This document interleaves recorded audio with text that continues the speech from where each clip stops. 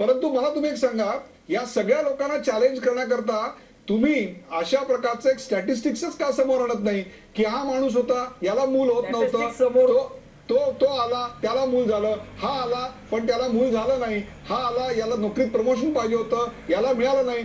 म्हणजे जे काही उत्कलन बिंदू 100 डिग्री आफ्रिका रशिया असं जे दाखवू सोमण म्हणतात त्यांच्या तोंडावर आपण हे ठेवलं असतं. तसं का बरं करत नाही तुम्ही? अगदी बरोबर आहे, हेच करण्याचा आम्ही प्रयत्न करतोय आणि याच्या संदर्भातले सगळे लिखित पुरावे आमच्याकडे आहे. आता मी काही प्रश्न नंदकिशोरजी आणि त्यांचे वडील श्रीकृष्णजी यांनी पण बरचसं लेखन केलंय, याच्या विरोधातही लेखन झालेलं आहे काल सर्प योगावरती. परत नारायण नागबलीकडे मी येतो एकदा परत. नारायण नागबली हा विधी धर्मसिंधू मध्ये दत्तक घेण्याच्या अगोदर पुत्र होत नसेल तर पुत्रोत्पत्तीसाठी करावा असं उल्लेख आहे. इतकं तर मान्य आहे.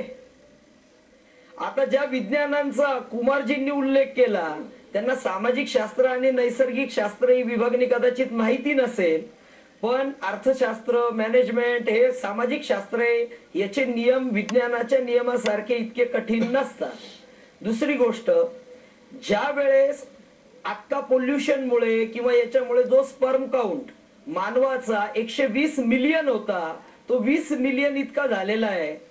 संतती होण्यासाठी अनेक प्रॉब्लेमॅटिक जोडपे आहेत, ते त्या धर्मशास्त्राचा निर्णय मानतात आणि नारायण नागबली संततीसाठी करायला येतात दत्तक घेण्याच्या अगोदर.